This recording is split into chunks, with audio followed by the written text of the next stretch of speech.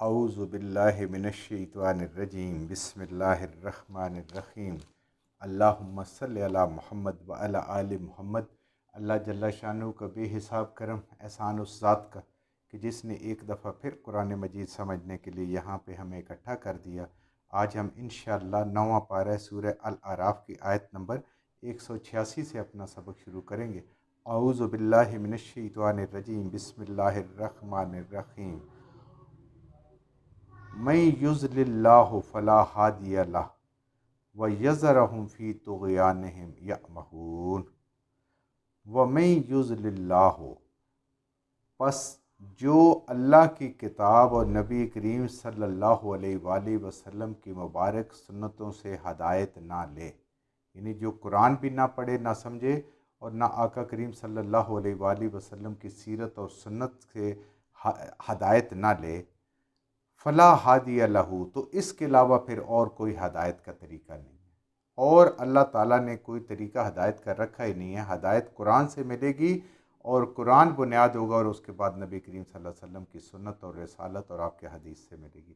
اس کے علاوہ اور کہاں سے اس کو ہدایت ملے گی؟ فلا ہادی لہ، کوئی اور راستہ نہیں ہے۔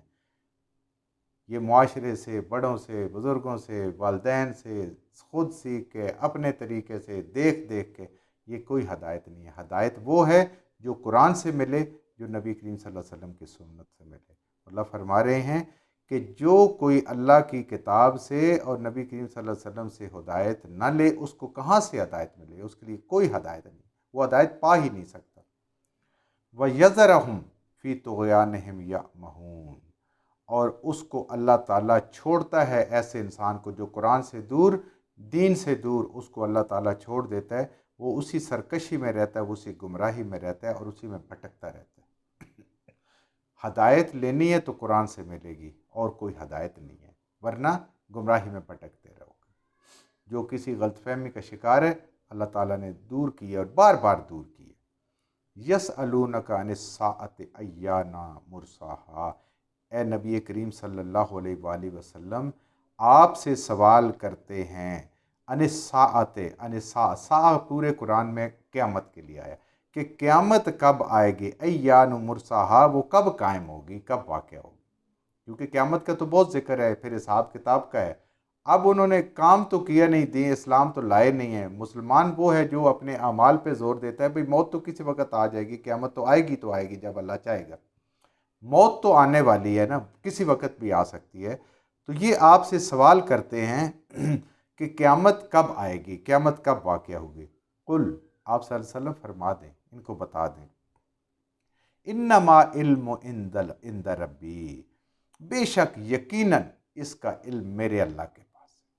قیامت کا علم خاص میرے رب کے پاس ہے، یہ کسی کے پاس کا نہیں ہے۔ کب کسی کی موت آنی ہے، اس کا علم میرے رب کے پاس ہے۔ قیامت کب ہونی ہے، یہ علم میرے رب کے پاس ہے۔ دوبارہ کب جی اٹھنا ہے، یہ میرے رب کے پاس ہے۔ حشر کب قائم ہوگا، یہ میرے رب کے پاس ہے۔ یہ سارے علم میرے اللہ کے پاس ہیں۔ ہاں، نبی کریم صلی اللہ علیہ وسلم نے اس کی ہمیں کچھ نشانیاں بتائی ہیں۔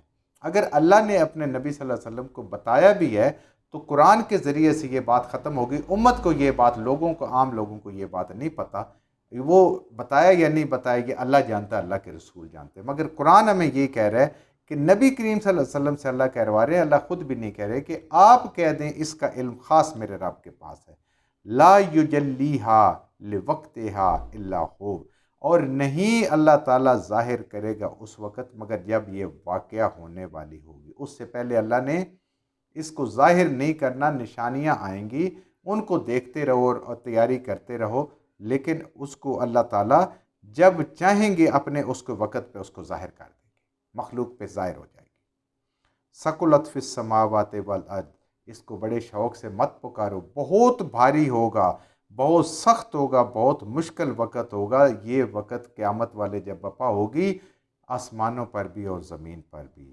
لا تأتیکم الا بغتۃ، نہیں آئے گی مگر وہ اچانک، تمہارے وہم و گمان میں بھی نہیں ہوگا۔ تم اپنے خیالوں میں مگن ہوگے، اپنے کہیں آرام کر رہے ہوگے، کہیں دنیا کما رہے ہوگے، کہیں پیسے گن رہے ہوگے، کہیں کچھ کر رہے ہوگے، کیا کیا پلاننگ کر رہے ہوگے، یہ اچانک آ جائے گی۔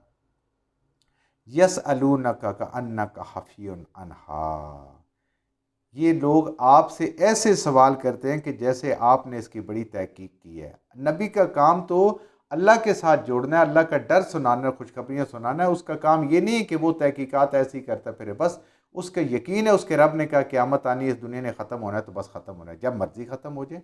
اس کا کام ہے لوگوں تک اللہ کی کتاب کو پہنچانا، اللہ کے ڈر کو پہنچانا، اللہ کا تعارف کرا دینا، اللہ کی کتاب کا تعارف کرا دینا، راہ ہدایت کا تعارف کرا دینا۔ یہ اس کا کام ہے۔ وہ سوال آپ سے ایسے کرتے ہیں جیسے آپ اسی کام میں پڑے ہوئے ہیں۔ قل انما علمھا عند اللہ، دوبارہ وہی بات، اے نبی کریم صلی اللہ علیہ وسلم ان سے کہیں اس کا بے شک علم جو ہے وہ صرف اور صرف میرے رب کے پاس خاص ہے، ولکن اکثر الناس لا یعلمون، لیکن اکثریت انسانوں کی ایسی ہے جس کو کچھ علم نہیں ہے۔ یہ مان جائے اگر ذرا بھی علم ہو، قرآن پڑھیں کہ یہ علم میرے رب کے پاس ہے، کیونکہ اللہ کے حبیب صلی اللہ علیہ وسلم کہہ رہے ہیں، اللہ بھی کہہ رہے ہیں اور اللہ اپنے محبوب صلی اللہ علیہ وآلہ وسلم سے بھی کہلوا رہا ہے کہ لیکن اکثریت انسان کی چونکہ قرآن سے دور ہے، اس لیے اس طرح کی باتیں بھی سمجھنے سے قاصر ہے۔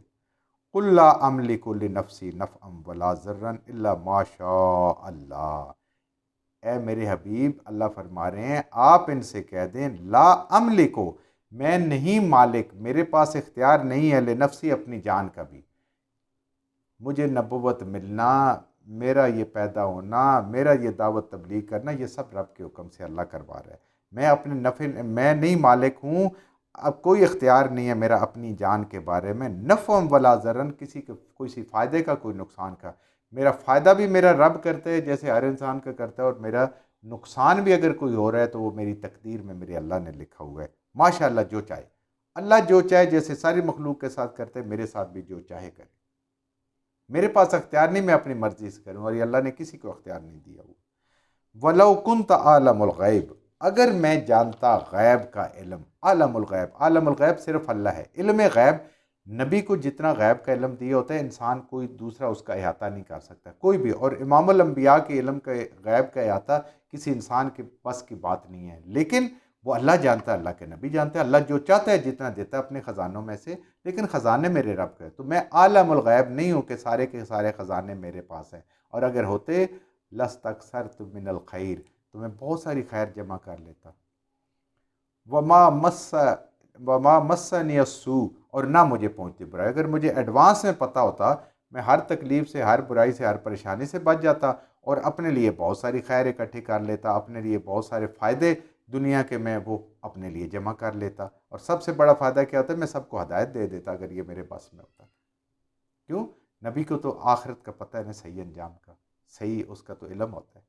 ان انا الا نذیر و بشیر، بس میرے ذمہ یہ کام، نہ میں اپنی جان کے نفع نقصان کا مالک ہوں، اگر ہوتا تو میں یہ فائدے اکٹھے کرتا، مجھے کوئی تکلیف نہ آتی، میرا کام ہے میں اللہ تعالیٰ کی طرف سے بھیجا ہوا ہوں نذیر، کہ تمہیں تمہارے انجام سے خبردار کروں، مر جانا ہے، قبر میں جانا ہے، آگے کیا ہونا ہے تیرے ساتھ وہ میں تمہیں بتا دوں، وہ بشیر، اور جو میری بات مان رہے ہیں ان کو خوشخبریاں سنا دوں کہ ان کو اس چیز کا بدلہ کیا ملے گا۔ یہ چیزیں رائے گاہ جانے والے نہیں ہیں ایمان لانا، لقوم یؤمنون، بشیر ان کے لیے وہ قوم جو ایمان لائے، جو میری بات کو مانے جو میری بات نہیں مانے اس کو تو پھر ڈرانا ہی ہے کہ تیرا انجام بہت برا ہے۔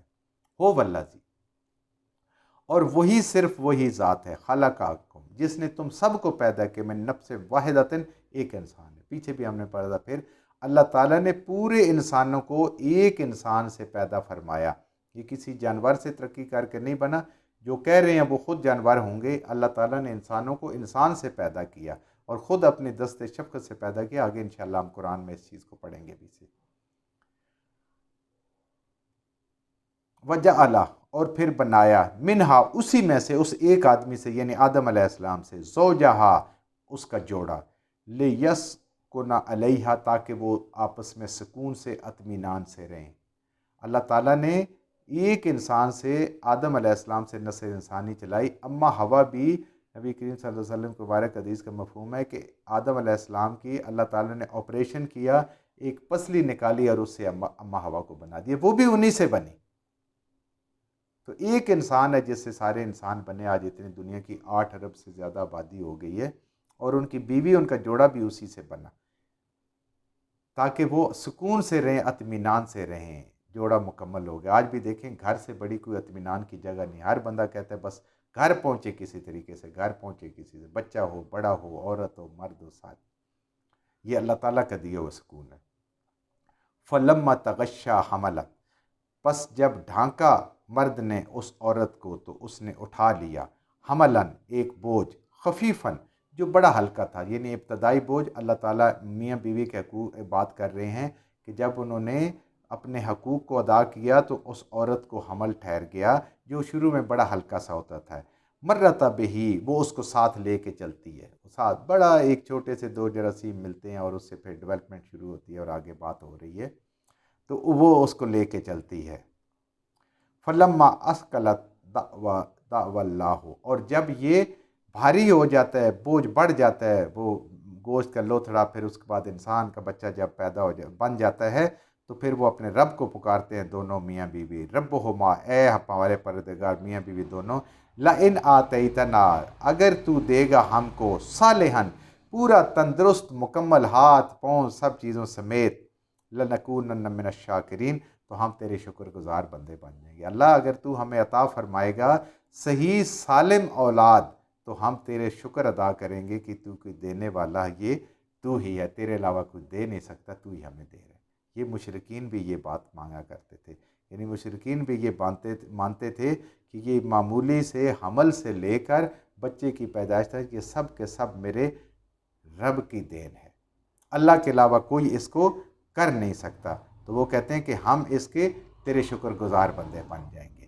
جو کچھ ہم نے صحیح پڑھا اللہ ہمارے ذہنوں میں، دلوں میں بٹھا دے، جہاں جہاں پڑھتے ہوئے بولتے ہم سے غلطی ہوگی اللہ میں معاف فرما دے، اور ان غلط باتوں کو ہمارے ذہنوں سے، دلوں سے اللہ کی ذات نکال دے۔